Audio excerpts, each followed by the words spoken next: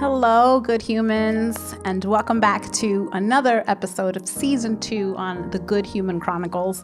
I am Inaudi Gill, your host. Thank you so much for joining us. Thank you so much for being here and sharing space with us today. And speaking of sharing space with us today, I am so excited to introduce to you all my friend Decora. Decora. Thank you for having me. I appreciate it. I'm so excited that you're here. Thank you. I'm glad I'm here. Yeah, I am excited to get to share a little bit of you and a little bit of your journey on being a good human. Nobody has an easy journey. Everybody's is different. So I get to really sit back and listen to you becoming a good human, and not just becoming, but being a good human and continuing that. So first it starts with, who's Decora? Tell us. Yeah, like I said before, how much time do we have? Yeah, not that much. Okay. I am a ever wandering student. Born in Texas. Lived in Brownsville, Brooklyn for many years. Lived in the Bronx. Lived in 26 different places in my life. 26 so far. Yes. Ooh, so far. The majority of it was or has been the Hudson Valley. Okay. Between Warwick and Newburgh and Beacon, New Paltz.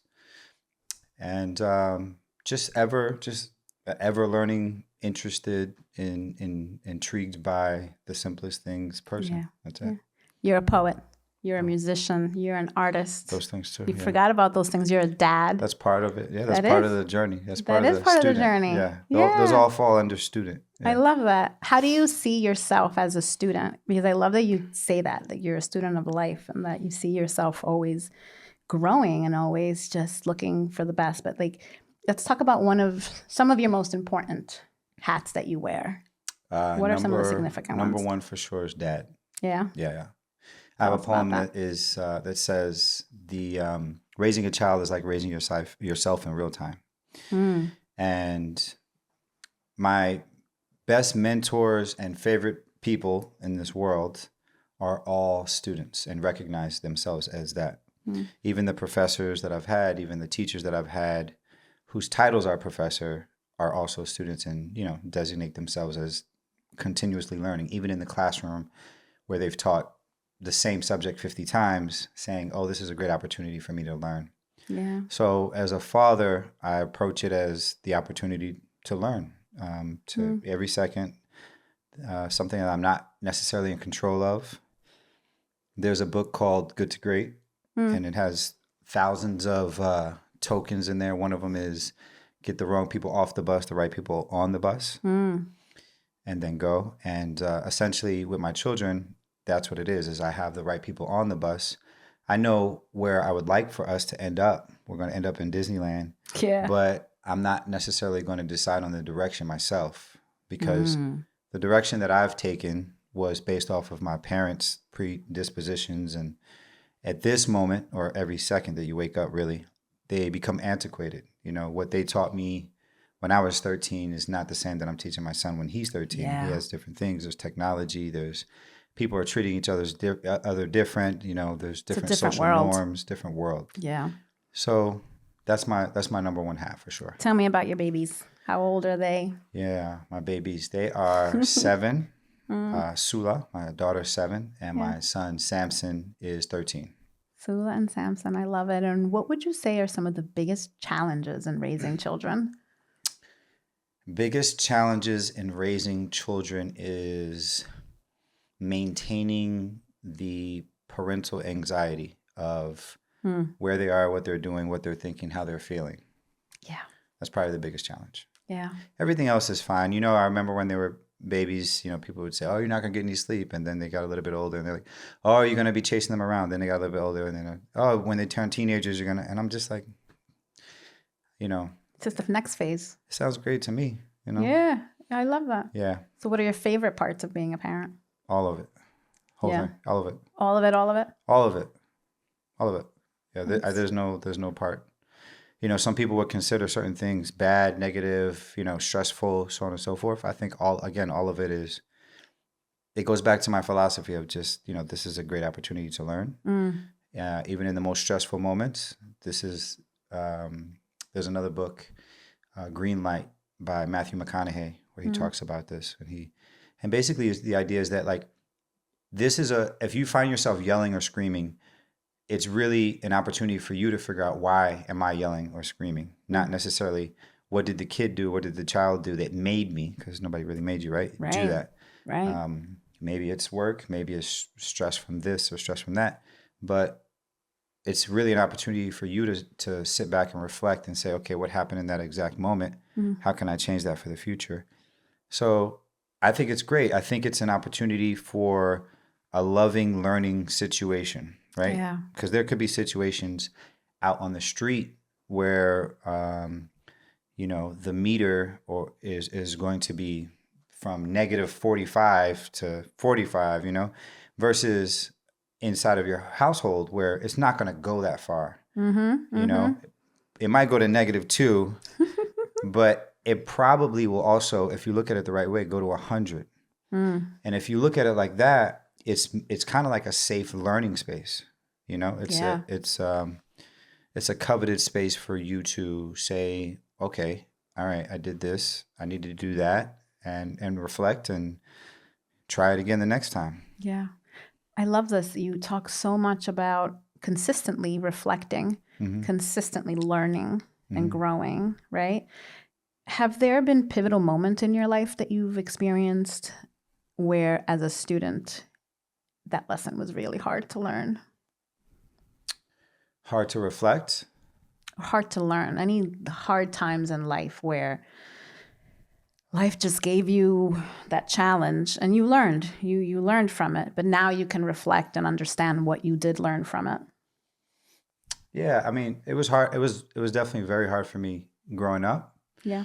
As a child who moved so much and lived in so many distraught environments, from Brownsville, Caguas, and Puerto Rico, the poorer side of like Delhi, New York. I mean, it goes on and on, Castle Hill, Riga, Washington Heights in the 90s.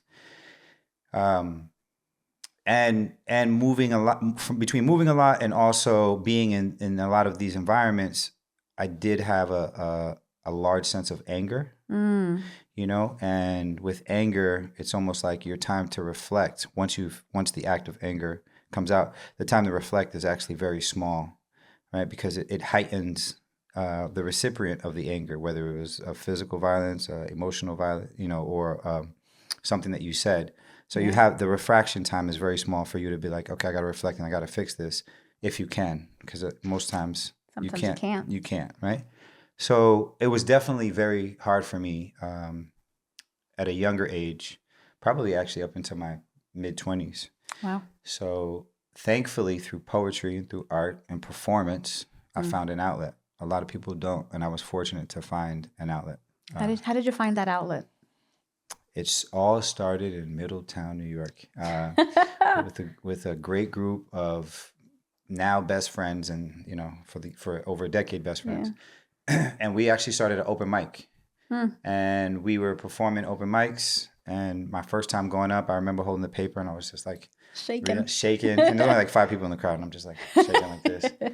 And then after maybe 20 times of doing it, shaking less, and before you know it, I was off paper, and after that started performing out in different places, and I just couldn't stop doing it. I mean, in order to be great at anything, you have to be obsessed. I don't care what it is, basketball, football, whatever, be a stylist, be a rapper, be a poet, be a lawyer. You have to become obsessed. It doesn't have to be obsessed to the point of it being not healthy. I would say unhealthy, right? Unhealthy, right? But it does have to become an obsession. You do have to wake up thinking about it. You do have to go to bed saying, okay, what am I going to do about it tomorrow? You do have to think about it in every capacity, in every, So the person who's obsessed with a coffee shop is going to go into every coffee shop and taste their coffee and think, how can I do this better? Yeah. They're going to look at every machine and be like, would I have bought that one or would I have bought this one? They're going to smell coffee beans and be like, excuse me, what coffee shop were you just at? That's obsession. Yeah. So you have to become obsessed to a certain point. And that obsession outweighed the anger, because I took my words, which I didn't know at the time, and it was very transcendental. It just went through into the paper, and it came out mostly when I performed. That's amazing. What happens in life that someone at a young age, because you're still in your 20s, right? We're still young. We're adults, but we're in our 20s. And by we, not anymore, neither one of us, but still, you know what I mean? Come back. I know. Here. Thank you. ADHD. Hey, all right. Exactly. Okay. But how do we get there? Like, it's such a... How do we get where? Mature to the point of healing. You figured out how to, and I don't want to call it healing yet. You figured out a vehicle to your pain, to your anger, to express the things you went through. You figured out a vehicle to get through it, right? Did something happen that took you there, or was it just that pivotal point of meeting the right people at the right time and creating your group? Because just it seems like something so much bigger than us. So I'm going to answer this as a complex question. Essentially, I did find something that was bigger than me. It was the universe, the spirit. Spirit, spiritually, it helped guide me into this specific route. Similar to children, right? Whether they're 6 or they're 14 or 16 or 18, whatever. If a child says, "Oh, I'm really interested in skateboarding," as a parent, I believe, and who knows, I might be 100% wrong, we'll find out. But as a parent, you should kind of help to guide them into that space. They might 3 weeks later be like, "I hate skateboarding. I'm done. But I love cutting hair." And you as a parent should be like, "All right, cool." And then take them into that space, whether it's as simple as taking them to the barbershop when you get your haircut and see how they ask questions to the barber, if they ask questions. Or if it's as far as saying, "All right, I'm going to take you to a barber competition in Connecticut because I see that, the tickets are on sale, and we'll just show up and we'll just do it." Yeah. And then 4 months later, they might be like, and it might just keep going. But at some point, something's going to click. And children are way smarter, way smarter than adults will ever be. Especially spiritually, because the spirit comes within them. It teaches them, it guides them, it has them as unique individuals that are going to ask questions without a filter. Like, why would you wear that shirt today? It's like, damn, okay. So you don't like the shirt, or you do like the shirt, Right. They're not thinking, all right, let me not ask him that because I want ice cream later. They're just like, "Hey, Dad, why would you wear that shirt?" And I was like, "Oh, I like it. You don't like it?" "No, I don't like it. Can I have some ice cream?" They're not thinking about, well, this. There's no agenda. There's no agenda, right? Yeah.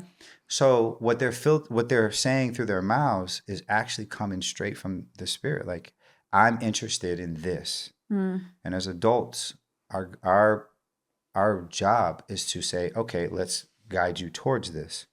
Now, back to the question, on my side, I was really fortunate. As I traveled, I would write because my father would give me a book and be like, "I want you to journal." I wasn't really journaling. I was writing rhymes, and I was listening to a lot of rap, and I started rapping at first, and then I started doing poetry. Because the reason why I did poetry first was because we couldn't afford a microphone. Like, we couldn't afford recording equipment. I couldn't afford to have a producer make beats. I couldn't none of that. So the simplest thing was to write something, go up on an open mic, and then just say it. Yeah. And that lasted for a while before we started recording to music. Before we fortunately found this amazing man by the name of Charlie Graham in Middletown, and he was the first one to record us. Many years ago, he was like, he believed in us, and he recorded us and put some music to it. And the power of finding someone who believes in you. Yeah. Life-changing. Yeah, it is. Yeah, life-changing. Yeah. Let's talk about your inspirations. Okay. What inspires you? Death. Tell me more. I think for a lot of people, they're scared of death. I'm inspired by dying while I'm alive, knowing that I'm scared to wake up tomorrow to do what I have to do for the next 30 years of my life. Again, whether that's financially or in a relationship or whatever it is, but I'm just like, that to me is death, because you're given a gift, an opportunity to take your gift. I don't care what it is. And you're not using it. So every day that you don't use it is just like slowly kind of getting smaller and smaller and smaller and smaller, to a point where you basically become a void with 2 arms and 2 legs, and you're just in existence, which is sad, because I've seen a lot of people in that state. I've tilted to that state in some way, shape, or form in different points of my life.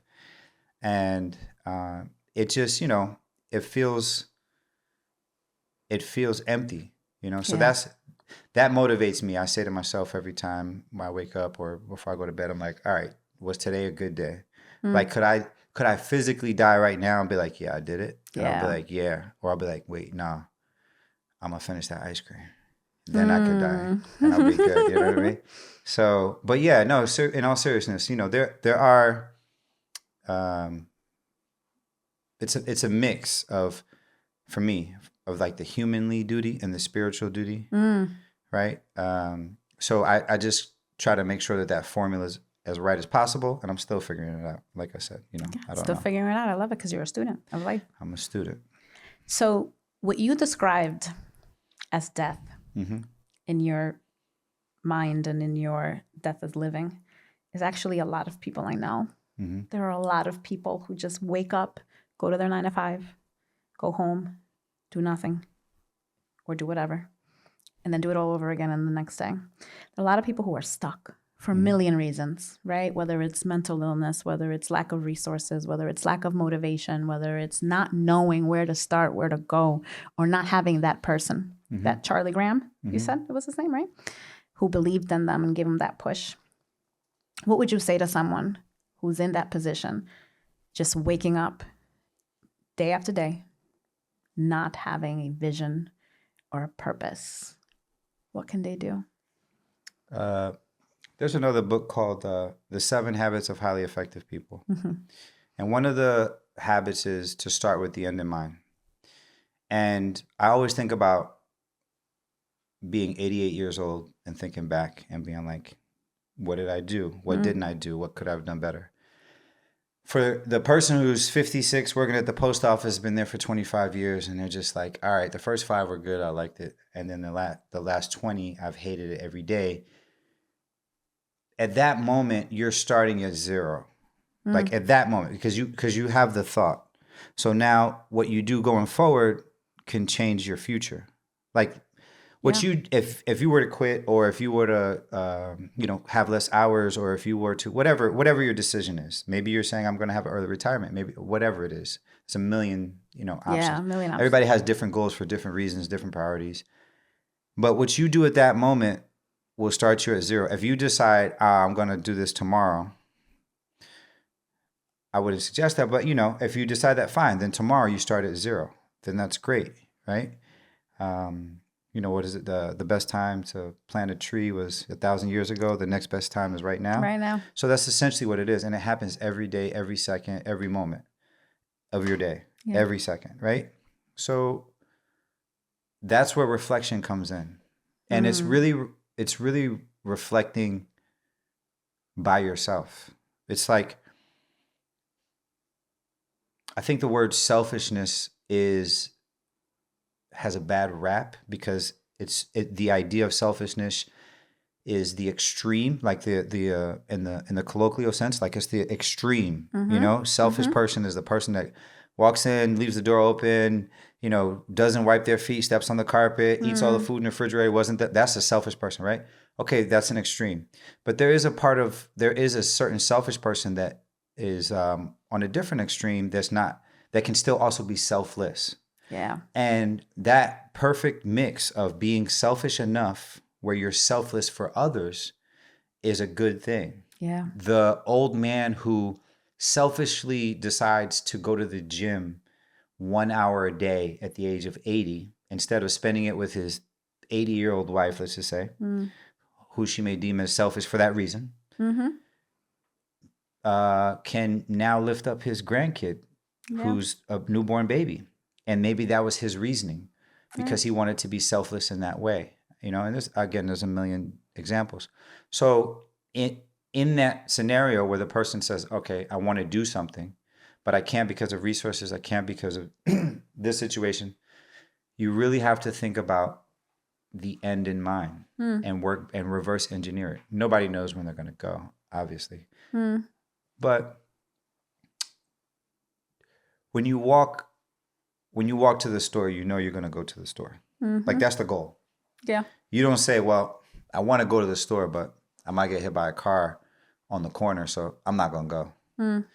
You're going to say, I'm going to ShopRite. Right. Got to get there. Right? Got to go get that milk. Okay, so you reverse engineered that.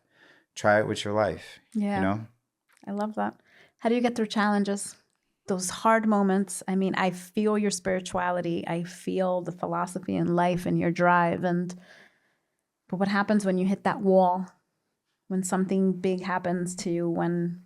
How do you get through those hard moments?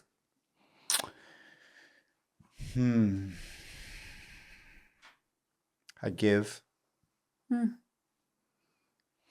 Yeah, that's the best time.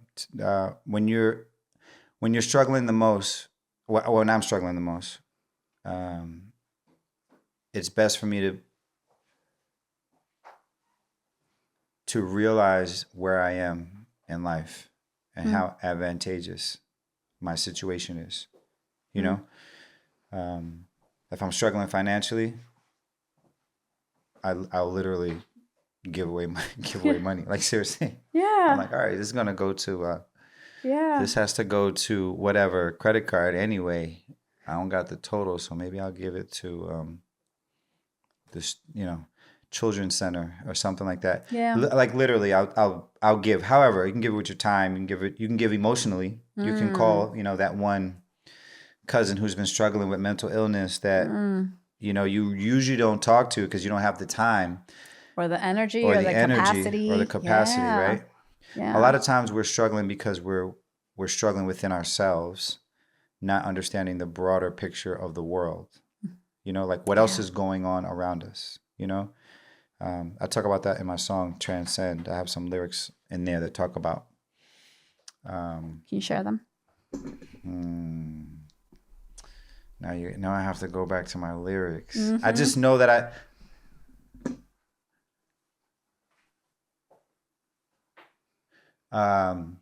okay, I have to go through all my tracks right now. Yeah. And I know there's a lot of them. I've been in places in my life where suicide seems like the best choice. But when you're alone in a room, you only hear one voice. I had to get up, but I couldn't do it on my own. And I just keep saying the same thing. I had to get up, but I couldn't do it on my own. And the idea is like, you're asking for help. And most people think that help comes from you grabbing somebody that's doing better than you. Sometimes the help could be coming from here, coming from here, coming from back here. So, and that's metaphorical, right? So that's what I'm saying is, like, a lot of times we suffer in a silo. A lot of times. Yeah. We think we're the only ones going through it. We think we're the only ones that have been to this place, and it's not the case. Yeah. I love that. I love that you said in there, and actually it goes really well with your lyrics of On My Own, because it's quite the opposite, right? It's finding your people, finding the people, but also finding how you yourself can give back. You talked about it doesn't have to just be money, right? It doesn't have to be, it can be providing that emotional support to someone who needs it, maybe as much as you do, right? Maybe more.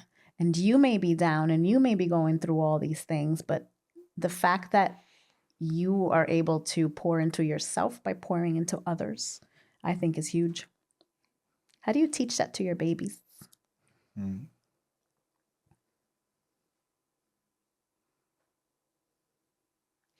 There's a saying that your children might not learn what you teach them, but they will learn to be you. So the best way for me to teach it to my children is to just do it. Yeah. Role model it. I love it. I love it. So as we wrap up, there's one very important question that I have to ask all my guests, right? Because you are here as an official good human. Okay, thank you. This is the officialness, right? Okay. What makes a good human a good human? What makes a good human a good human? I'll let you know when I realize that I'm a good human. What's on your journey to becoming a good human? What kind of things does a person possess that helps them on that journey?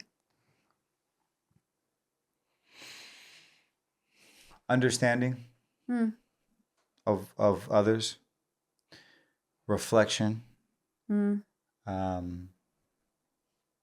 able to be at peace, being able to be mindful, being able to be present, being able to be loving. A masterpiece is not a masterpiece until it's broken. So understand that it's still a journey. You've got a ways to go, no matter how far you think you are. You've got a ways to go. So most people are attracted to themselves and the piece of themselves that they see in others. So a lot of times when you can't stand someone, it's probably because that piece reminds them of something that you have. So the understanding in that translation, in that bridge, is kind of like a toll that needs to be paid, and most people don't want to go in their pocket to pay it. One of the things you said was being loving. How do you find love in yourself? How do I find love in myself? Because I think very quickly people jump to loving one another, loving the other. But so many folks struggle with loving themselves first. Yeah. How do you do it? Through writing. Yeah. Yeah. Yeah, through writing. It's a cleanse. Writing for me is a cleanse. There's stuff, I freestyle a lot too with one of the other members, Daniel Villegas. Like we freestyle, we've probably freestyled thousands of hours at this point. And in a freestyle, the stuff that comes out is stuff that you didn't even know was going to come out. So you're like, you got to be careful who you freestyle around. Yeah. And but it's a cleanse. It's literally a cleanse of all of the things that are backed up, that are inside of you that you didn't necessarily know bothered you. So, yeah, I think in order to fully love, you got to have, like, it's imagine love like a sponge inside of you. In order for it to fully absorb, you have to clean out all of the negativity. Stay around peaceful, prosperous, and positive people as much as possible. Yeah. Everybody goes through it, but some people fester in it. So yeah, I love that. That's the best way. I've been wanting to ask you about the Perch Hotel. I see your hat. Tell us about it before we wrap up. Yeah, so the Perch Hotel is a 14-room boutique hotel with a venue space up in the Catskills. And it's a refuge for people that want to leave the city, or even people that are local that want to come and see a beautiful, amazing view. We're the only hotel in New York State that has a 5-state view out of the rooms. So you have a beautiful, picturesque view of 5 states, and it feels peaceful. It's not just like a regular hotel. You come, you stay, you leave. We're actually building it like a big home, like to feel like a really big home. Yeah. There's a great group of folks that are involved, and every day we're literally painting one different brushstroke, like one piece of furniture, and just changing things around, and set to open soon. So I love that. Thank you. Thank you. Thank you for sharing so much of you with us today. Obviously, we can talk for hours, right? But really, from the bottom of my heart, for sharing a piece of you and leaving us inspired. I appreciate it. Yeah, Thank yeah. you. So to my audience, thank you so much for tuning in. I hope you leave today's episode as inspired as I am to continue being a student of life and to always remember the importance of loving ourselves as we love others, right? But just really how important it is to grow in life and continuing on being a student. Don't forget to hit that like button. Make sure you share, especially all of our episodes with your friends and family. Help us spread the word of these good humans doing amazing things in life. And a special shout out, a special thank you to Season 2's sponsor, Walden Savings Bank, doing awesome things for this community. Inaudi Gill here, your happy host. See you next time.